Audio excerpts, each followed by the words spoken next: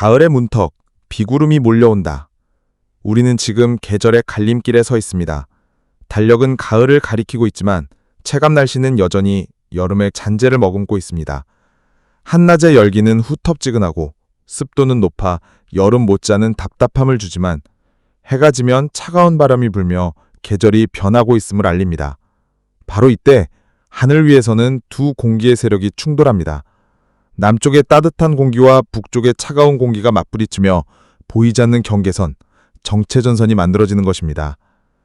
이 전선이 머무는 자리에는 어김없이 두터운 비구름이 걸려들고 사람들의 삶은 또다시 가을장마라는 이름의 시험대에 서게 됩니다. 남쪽 난기 vs 북쪽 한기, 하늘 위의 전쟁. 정체전선을 이해하려면 하늘 위에서 벌어지는 공기의 싸움을 들여다봐야 합니다. 남쪽 바다에서 올라오는 덥고 습한 난기는 끊임없이 한반도를 향해 밀려듭니다. 반대로 북쪽 대륙에서 내려오는 찬 공기는 이를 막아내려 합니다. 두 세력이 부딪히면 마치 전쟁터의 군대처럼 서로 물러서지 않고 대치합니다. 그 경계선이 바로 정체전선입니다. 이 전선은 쉽게 이동하지 않고 한자리에 머무르며 때로는 남쪽으로 밀리고 때로는 북쪽으로 치솟으며 파도치듯 흔들립니다. 그 움직임에 따라 어느 지역에는 하루 종일 비가 쏟아지고 또 다른 지역에는 예상치 못한 호우가 내리며 피해를 불러옵니다. 제주부터 시작되는 비의 행렬. 정체전선의 첫 번째 희생양은 제주와 남해안입니다. 남쪽 해상에서 끊임없이 공급되는 수증기가 전선의 비구름과 합쳐지면 제주도는 폭우의 통로가 됩니다. 아직 태풍의 그림자가 남아있는 계절이라 바다에서 불어오는 바람과 겹치면 그 위력은 배가 됩니다. 농민들은 가을 거디를 앞두고 하늘을 바라보며 속을 태웁니다. 벼는 한참 익어가고 있는데 비가 며칠만 길어져도 수확량이 줄고 품질이 떨어집니다. 비는 생명을 키우는 자양분이지만 때를 놓치면 그 생명마저 위협하는 칼날이 됩니다. 이처럼 가을 장마는 농촌의 살과 직결된 가장 큰 변수이자 매년 반복되는 두려움입니다. 대부분의 사람들은 장마를 여름철의 전유물로 기억합니다. 그러나 기상학적으로 보면 6월의 장마와 9월의 가을 장마는 본질적으로 다르지 않습니다. 둘 다 정체전선이 머물며 만들어내는 장기간의 비입니다. 다만 시기와 배경이 다릅니다. 여름 장마는 북상하는 태양의 힘과 함께 남쪽의 공기가 강세를 보이는 과정에서 형성됩니다. 반면 가을 장마는 계절이 바뀌며 북쪽의 찬 공기가 다시 남하하면서 만들어집니다. 즉 두 장마는 뿌리가 같지만 계절의 변화에 따라 그 모습이 달라지는 쌍둥이 같은 존재라 할 수 있습니다. 팽팽한 균형, 움직이지 않는 전선. 정체전선의 가장 큰 특징은 그 이름처럼 움직이지 않는다는 것입니다. 왜 그럴까요? 바로 두 공기의 힘이 팽팽히 맞서기 때문입니다. 남쪽의 난기가 조금이라도 우세해지면 전선은 북쪽으로 밀려 올라갑니다. 반대로 북쪽의 한기가 힘을 얻으면 전선은 남하합니다. 그러나 두 기단의 세력이 비슷할 때는 서로가 서로를 붙잡아두며 전선은 긴 시간 한자리에 머무르며 때로는 남쪽으로 밀리고 때로는 북쪽으로 치솟으며 파도치듯 흔들립니다. 그 움직임에 따라 어느 지역에는 하루 종일 비가 쏟아지고 또 다른 지역에는 예상치 못한 호우가 내리며 피해를 불러옵니다. 변덕스러운 하늘, 예보의 어려움. 정체전선은 기상학적에게도 난제입니다. 하루 전까지만 해도 수도권에 비가 쏟아질 것이라던 예보가 실제로는 남부지방에서 집중호우가 내리는 경우가 적지 않습니다. 전선의 위치가 조금만 바뀌어도 강수의 양과 범위가 완전히 달라지기 때문입니다. 그렇기 때문에 장기 예보는 언제든 수정될 수밖에 없습니다. 기상 전문가들은 늘 강조합니다. 날짜가 가까워질수록 예보는 더 정확해진다. 따라서 국민들도 날씨 예보를 한 번 듣고 끝내는 것이 아니라 수시로 업데이트되는 정보를 확인하며 생활계획을 조정해야 합니다. 이것이 불확실성이 커진 시대의 지혜입니다. 농업과 도시 모두의 위함. 가을 장마가 불러오는 피해는 농촌에만 국한되지 않습니다. 벼농사가 타격을 입는 것은 물론 도시 역시 안전지대라 될 수 없습니다. 장시간 이어지는 비는 하천 수위를 높이고 배수시설이 약한 지역은 곧바로 침수 위험에 직면합니다. 산간 지역은 토사가 약해져 산사태가 발생할 수 있고 도로와 철도는 끊겨 교통망이 마비됩니다. 전력과 통신마저 위협받을 수 있습니다. 한마디로 가을장마는 농업재해이자 동시에 도시재난입니다. 이 이중의 위험이 바로 가을장마가 갖는 무서움입니다. 기후위기 시대, 더 거세진 가을장마. 문제는 앞으로입니다. 과거의 가을장마는 보통 며칠 내리고 사라지곤 했습니다. 그러나 최근 몇 년 사이 그 양상이 크게 달라지고 있습니다. 비의 강도는 더 거세지고 지속시간은 더 길어지고 있습니다. 기후위기의 결과입니다. 지구온난화로 바다의 수온이 높아지고 대기의 순환이 불안정해지면서 정체전선의 영향력도 커지고 있는 것입니다. 계절의 경계는 흐려지고 익숙했던 날씨 패턴은 점점 낯설게 변하고 있습니다. 우리는 이제 가을은 청명하다는 옛말에만 기대 살 수 없습니다. 불확실성이 일상이 된 시대, 철저한 대비와 끊임없는 관심만이 우리의 안전을 지켜줄 것입니다. 가을장마는 그 사실을 가장 극명하게 보여주는 자연의 경고장입니다. 수도권, 서울, 인천, 경기. 수도권은 이번 가을장마에서 비의 강도와 변동성이 가장 큰 지역으로 꼽힙니다. 정체전선이 북상과 남하를 반복하기 때문에 하루에도 날씨가 급변할 수 있습니다. 맑음과 비가 시시각각 뒤바뀌고 소나기 수준이 아닌 대류 폭발형 집중호우가 쏟아질 가능성이 큽니다. 시간당 50에서 80mm의 국지폭우가 발생할 수 있어 도심의 배수 능력이 큰 시험대에 오릅니다. 특히 지하철역, 지하차도, 저지대 주택가는 언제든 물에 잠길 수 있어 철저한 대비가 필요합니다. 수도권은 단순히 비 피해를 넘어서 교통과 경제활동 전체가 마비될 수 있는 취약성을 안고 있다는 점에서 각별한 주의가 요구됩니다. 강원권, 영서, 영동. 강원도는 지형적 특성이 가을장마의 위험을 키웁니다. 영서는 중부 내륙전선의 영향을 직답받아 짧고 굵은 집중호우가 잦습니다. 반면 영동은 동풍과 맞물릴 경우 예상보다 많은 비가 길게 이어질 수 있습니다. 가장 우려되는 부분은 산사태와 계곡 범람입니다. 강원 산지는 이미 여름철 폭우로 지반이 약해져 있는 곳이 많습니다. 여기에 장마가 겹치면 작은 비탈도 무너질 수 있습니다. 관광객이 많은 계곡과 산행 코스는 안전사고 위험이 크기 때문에 가을철 레저 활동에 각별히 유의해야 합니다. 강원도의 가을장마는 단순한 비가 아니라 산악지형과 결합한 복합재난이 될 수 있습니다. 충청권, 대전, 세종, 충남, 충북. 충청권은 전형적인 정체전선이 중심지로 꼽힙니다. 전선이 며칠씩 머물며 중부지방에 길고 무거운 비를 남기는 경우가 많습니다. 시간당 60mm 안팎의 폭우가 잦을 것으로 예상되며 금강과 지류하천의 수위 상승이 문제로 떠오를 수 있습니다. 충남 서해안 지역은 바닷물과 겹쳐 역류 현상이 발생할 수 있어 농경지 침수가 가장 큰 걱정입니다. 충북 내륙 역시 저수지가 넘칠 위험이 있으며 배수가 원활하지 않은 지역은 곧바로 논밭이 물에 잠길 수 있습니다. 충청권의 비는 단순히 강수량이 많은 것에서 끝나지 않고 수일간 이어지며 농업과 생활 기반을 흔드는 장맛비라는 점에서 위협적입니다. 영남권, 부산, 울산, 경남, 대구, 경북. 영남권은 태풍 잔여 에너지와 정체전선이 결합하는 구간으로 가을 장마의 최대 피해 후보로 꼽힙니다. 남해와 동해에서 불어오는 강력한 수증기가 전선과 만나면 폭발적인 비구름대가 형성됩니다. 시간당 70, 120mm, 국지적으로는 150mm 이상의 괴물급 호우가 가능하며 누적 강수량이 300에서 500mm, 최악의 경우 700mm까지 치솟을 수 있습니다. 특히 부산, 울산 해안은 바다와 맞닿아 있어 해안 침수, 항만 피해가 우려되고 대구, 경북 내륙은 배수 능력이 약해 단시간 폭우에 취약합니다. 영남권은 가을 장마가 호우 수준을 넘어 태풍급 재난으로 변할 수 있는 지역입니다. 호남권, 광주, 전남, 전북.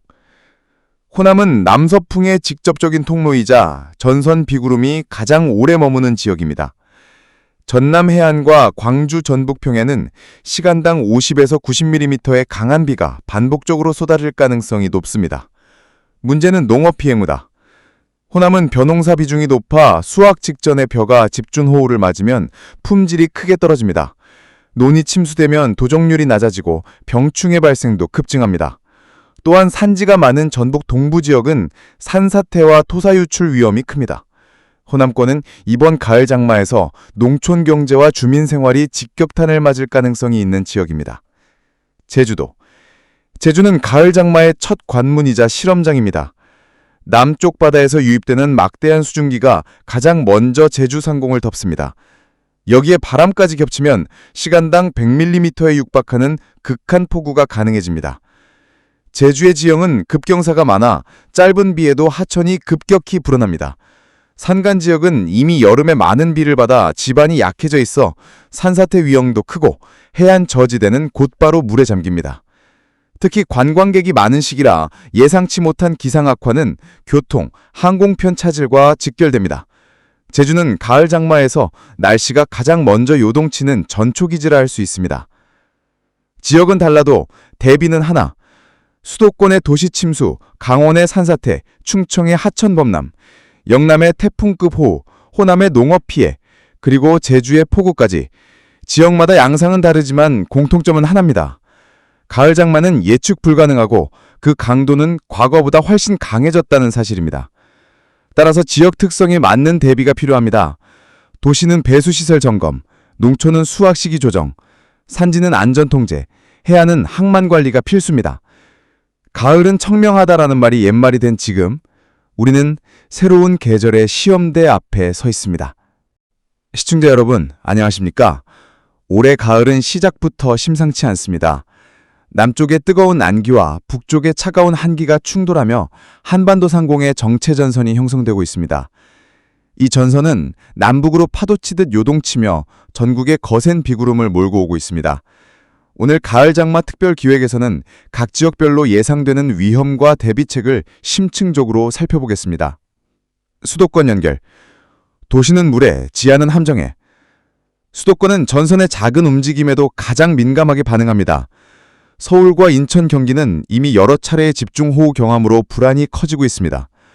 시간당 50에서 80mm, 순간적으로는 100mm를 넘는 폭우가 도심을 덮을 수 있습니다. 특히 지하철역, 지하차도, 반지하 주택은 가장 취약합니다. 기상청은 도심 침수 위험이 매우 높다며 철저한 대비를 당부하고 있습니다. 앵커 논평. 수도권은 경제 인구의 중심입니다. 따라서 한 번의 침수도 사회 전체의 마비로 이어질 수 있습니다. 물은 도시의 약점을 가장 먼저 파고듭니다. 강원 연결. 산과 계곡, 재난의 뇌관. 강원도는 정체전선의 직격탄을 자주 맞는 지역입니다. 영서지방은 대류성 집중호우, 영동지방은 동풍이 겹쳐 장기간 비가 이어질 수 있습니다. 문제는 산사태입니다. 이미 여름에 많은 비를 받아 지반이 약해진 산지에서 가을 장마가 시작되면 작은 빗줄기에도 산사태가 날 수 있습니다. 계곡범람도 치명적인 위험입니다. 관광객과 주민 모두 순식간에 고립될 수 있습니다. 앵커 논평. 강원도의 비는 단순한 강수가 아닙니다. 산지와 계곡이 곧 재난의 뇌관이 됩니다. 한 번 터지면 피해는 걷잡을 수 없습니다. 충청 연결. 전선의 중심, 끝나지 않는 호우. 충청권은 전선이 가장 오래 머무는 곳입니다. 비가 하루 이틀에 그치지 않고 사흘, 나흘씩 이어질 수 있습니다. 대전과 세종을 비롯한 내륙 지역은 하천이 넘칠 가능성이 크고 충남 서해안은 바닷물과 겹치며 역류 피해가 우려됩니다. 충북 농경지는 저수지가 넘칠 위험과 함께 논밭이 장기간 물에 담길 수 있습니다. 앵커 논평. 충청권은 전국의 허리입니다. 이곳이 마비되면 교통, 물류, 농업 모두의 파장이 커집니다. 끝나지 않는 호우는 충청이 짊어진 또 하나의 숙제입니다. 영남 연결. 태풍 잔해와 전선, 이중 타격. 영남권은 이번 가을 장마에서 가장 위험한 지역으로 꼽힙니다. 남해와 동해에서 불어오는 수증기, 여기에 태풍 잔존 에너지가 결합하면서 폭발적인 비구름 벨트가 형성됩니다. 시간당 100mm를 넘는 비가 쏟아지고 누적 300에서 500mm, 최악의 경우 700mm까지 기록할 수 있습니다. 부산과 울산은 해안 침수가, 대구 경북 내륙은 단시간 폭우로 도시 마비가 우려됩니다. 앵커 논평. 영남의 가을 장마는 단순한 장마가 아닙니다. 때로는 태풍에 맞먹는 파괴력을 지닙니다. 이중 타격이란 말 그대로 현실될 수 있습니다. 호남 연결. 농사의 땅 물에 잠기다. 호남은 전선 비구름이 오래 머무는 대표 지역입니다. 광주, 전남, 전북 곳곳은 시간당 60에서 90mm 비가 반복적으로 내릴 예정입니다. 특히 벼수확을 앞두고 있는 농민들은 비상입니다. 논이 장기간 물에 잠기면 수확량과 품질이 동시에 떨어지고 병충해까지 겹칩니다. 전북 동부 산지는 산사태 위험도 큽니다. 호남권은 이번 가을 장마에서 농업 경제와 주민 생활이 직격탄을 맞을 가능성이 있는 지역입니다. 제주도. 제주는 가을 장마의 첫 관문이자 실험장입니다. 남쪽 바다에서 유입되는 막대한 수증기가 가장 먼저 제주 상공을 덮습니다. 여기에 바람까지 겹치면 시간당 100mm에 육박하는 극한 폭우가 가능해집니다. 제주의 지형은 급경사가 많아 짧은 비에도 하천이 급격히 불어납니다. 산간 지역은 이미 여름에 많은 비를 받아 지반이 약해져 있어 산사태 위험도 크고 해안 저지대는 곧바로 물에 잠깁니다. 특히 관광객이 가는 시기라 예상치 못한 기상 악화는 교통, 항공편 차질과 직결됩니다. 제주는 가을 장마에서 날씨가 가장 먼저 요동치는 전초기지라 할 수 있습니다. 기후위기가 심화되면서 가을 장마는 더 이상 짧은 비가 아닙니다. 강도는 세지고 범위는 넓어졌습니다. 각 지역이 처한 위험은 다르지만 본질은 같습니다. 대비 없는 안전은 없습니다.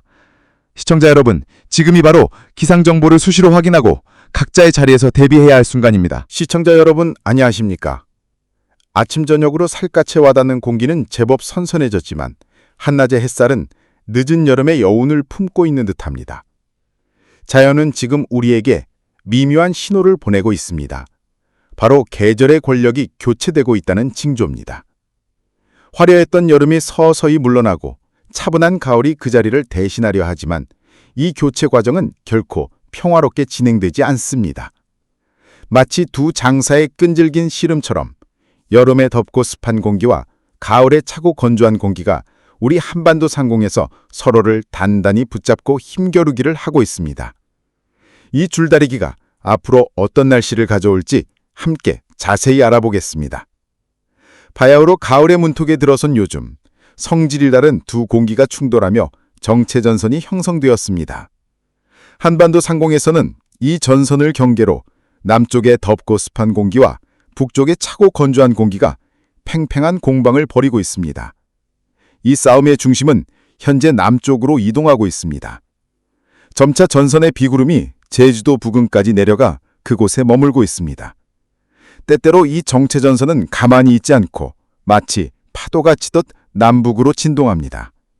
이러한 갑작스런 움직임은 강한 비를 몰고 와 예고 없이 쏟아지며 풍성한 수확을 기다리는 농부들의 마음을 애타게 하고 있습니다. 네, 시청자 여러분, 이것이 바로 환절기의 특징인 가을 장마입니다. 가을에 접어들었음에도 여름의 잔상은 아직 뚜렷합니다. 습도가 높고 후텁지근한 날들이 계속되고 있습니다.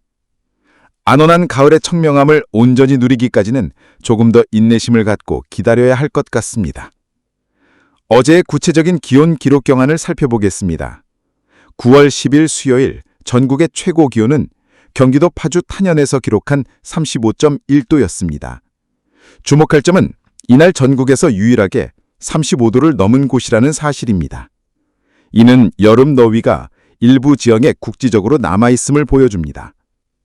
반면 최고 기온이 가장 낮았던 곳은 강릉 왕산으로 13.2도를 기록했습니다. 두 지역 간의 기온차가 20도 이상 벌어지며 전국적으로 날씨의 편차가 얼마나 큰지를 실감하게 합니다. 오늘 9월 11일 목요일 새벽 최저 기온이 가장 높았던 곳은 제주도 마라도로 26.2도를 기록했습니다. 이는 제주 남부 지역이 여전히 여름의 특징인 열대야를 겪고 있다는 의미입니다. 반대로 최저 기온이 가장 낮았던 곳은 평창 대관령으로 불과 6도였습니다. 가을은 강원도 높은 산자락에서부터 가장 먼저 찾아오고 있는 듯합니다. 이제 기상청의 특보 발효 현황을 보겠습니다. 9월 11일 목요일 오전 6시 기준입니다. 제주도 남부에는 폭우주의보가 아직 발효 중입니다. 또한 정체전선의 영향으로 남서안에는 풍랑주의보 예비특보가 발표되었습니다. 오늘 낮 2시 현재 우리나라 부근을 덮은 이동성 고기압의 영향으로 동풍이 불고 있습니다.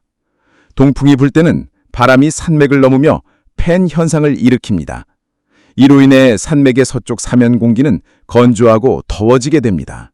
따라서 동쪽 지역보다 서쪽 지역의 기온이 더 높게 나타납니다. 정체전선은 현재 제주도 부근으로 물러나 있으며 일부는 약화되어 끊어져 있습니다. 이 전선은 마치 숨바꼭질을 하듯 나타났다 사라지기를 반복하며 예보를 더욱 어렵게 만들고 있습니다. 동시에 중국 내륙에서는 새로운 저기압이 발생했습니다. 이 저기압은 점차 발달하면서 며칠 내로 우리나라 쪽으로 다가올 전망입니다. 가을철이 되면 우리나라와 같은 중위도 지방에서는 북쪽의 찬 공기가 점차 남하하여 남쪽의 덥고 습한 공기와 충돌하게 됩니다. 이 온도 차이가 바로 소용돌이를 만드는 에너지가 되어 저기압을 발생시킵니다. 중국 내륙에서 발생한 이 저기압은 촉매제와 같이 정체전선에 올라타 전선을 다시 활성화시키고 이 기압계 전체를 북쪽, 즉 우리나라 내륙 쪽으로 끌어올릴 것입니다. 9월 13일 토요일이 되면 발달한 저기압이 잠자던 정체전선을 다시 깨워 북쪽으로 끌어올릴 것으로 예상됩니다. 저기압의 중심은 서해상을 위치하겠고 토요일 아침에는 전국에 많은 비가 내릴 것으로 보입니다. 특히 중부지방은 집중호우로 인한 비 피해가 없도록 대비가 필요합니다. 극심한 가뭄을 겪고 있는 강릉 지역엔 이번 비가 그야말로 단비가 되어 메마른 땅과 사람들의 마음을 조금이라도 적셔주기를 기대해봅니다. 미국의 GFS와 독일의 아이콘 두 수치 예보 모델을 비교해보면 불과 이틀 앞으로 다가왔음에도 저기압의 예상 위치가 아직 완전히 일치하지는 않습니다. 저기압이 통과하는 시각과 위치에 따라 강수 시각, 강수 범위, 그리고 비의 강도가 결정됩니다. 이동 경로의 작은 변화 하나가 지역별 강수량에 큰 차이를 만들 수 있습니다. 이 저기압은 매우 빠르게 이동할 것입니다. 단 하루 만에 우리나라를 통과하여 일본 홋카이도까지 이동할 것으로 보입니다. 저기압이 지나간 후 정체전선은 다시 제주도 남쪽으로 물러나 가을 장마 상태를 회복할 것입니다. 이해를 돕기 위해 전선에 대해 잠시 알아보겠습니다. 전선은 성질이 다른 두 공기덩어리의 경계면입니다. 크게 한랭전선, 온난전선, 폐색전선, 그리고 정체전선 네 종류가 있습니다. 한랭전선은 마치 불도저처럼 무거운 찬 공기가 가벼운 더운 공기를 강하게 밀어 올리는 형태입니다. 이 때문에 강한 상승기류가 만들어져 짧은 시간에 강한 소나기를 내립니다. 온난전선은 반대로 완만한 경사면처럼 가벼운 더운 공기가 무거운 찬 공기 위를 서서히 타고 오르는 형태입니다. 넓은 지역에 걸쳐 층운구름을 만들어 오랜 시간 약한 비를 내리게 합니다.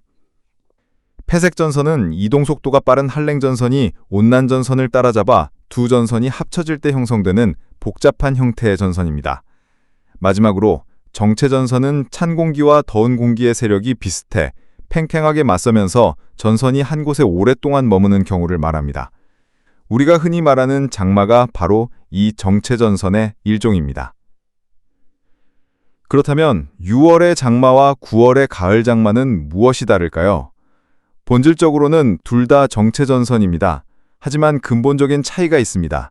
6월의 장마는 남쪽의 여름 공기와 북쪽의 늦봄 공기 사이의 경계입니다. 여름이 깊어지면서 북태평양 고기압 세력이 강해지면 이 전선을 북쪽으로 밀어 올리고 전선이 지나가면 장마가 끝나고 본격적인 여름이 시작됩니다.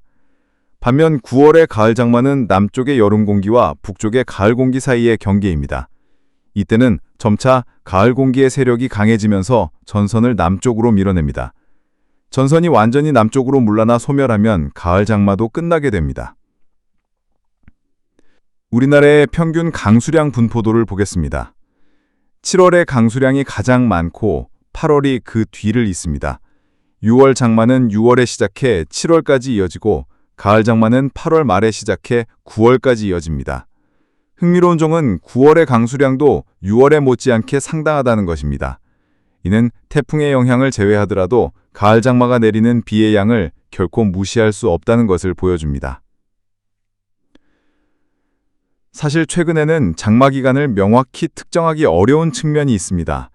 정체전선이 남쪽으로 내려가 있을 때는 비가 내리지 않아 장마라는 실감조차 나지 않습니다. 강수 형태도 변했습니다. 과거처럼 장마 기간 내내 비가 오기보다는 짧은 기간에 집중호우가 쏟아지거나 기습적인 소나기가 자주 내리는 등 강수 패턴이 매우 다양해지고 예측하기 어려워졌습니다. 조금 더 먼 미래를 내다보면 9월 17일 수요일경에 두 고기압 사이로 기압골이 통과하며 우리나라에 또 한 차례 비를 뿌릴 가능성이 있습니다. 가을철에는 이처럼 이동성 고기압과 저기압이 번갈아 지나가며 3, 4일 주기로 날씨가 변하는 패턴을 보입니다. 유럽의 ECMWF 모델도 이때 비가 올 것으로 예측하고 있지만 미국과 독일 모델은 아직 이 기압골이 우리나라를 통과할지에 대해 의견이 일치하지 않고 있습니다. 마지막으로 기상청의 중기예보를 통해 다음 주 날씨를 살펴보겠습니다. 먼저 서울을 포함한 중부지방입니다. 14일 일요일부터 20일 토요일까지의 예보입니다. 16일 화요일 오후부터 차차 흐려져 17일 수요일에는 비 소식이 있습니다. 다만 강릉을 포함한 영동지방에는 아직 비 예보가 없습니다. 다음은 남부지방과 제주도입니다. 다음 주 내내 대체로 구름만 많은 날씨가 이어지겠고 비 소식은 없습니다.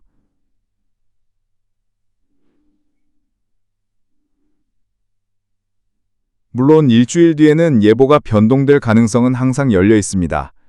지상 상황은 시시각각 변하며 예보 또한 그에 맞춰 계속 수정됩니다. 예보일이 가까워질수록 신뢰도는 높아진다는 점을 기억해 주시기 바랍니다. 시청자 여러분, 우리는 지금 계절이 바뀌는 길목에 서 있습니다.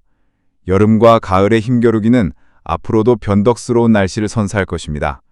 이럴 때일수록 기상정보에 귀를 기울이시고 갑작스러운 날씨 변화에 대비해 건강관리와 일상생활에 차질이 없도록 유의하시기 바랍니다. 하지만 이 변화의 끝에는 우리 모두가 기다리는 청명한 가을과 시원한 공기, 그리고 아름다운 단풍이 우리를 기다리고 있을 것입니다. 함께 인내심을 갖고 그 멋진 모습을 기다려 보시죠.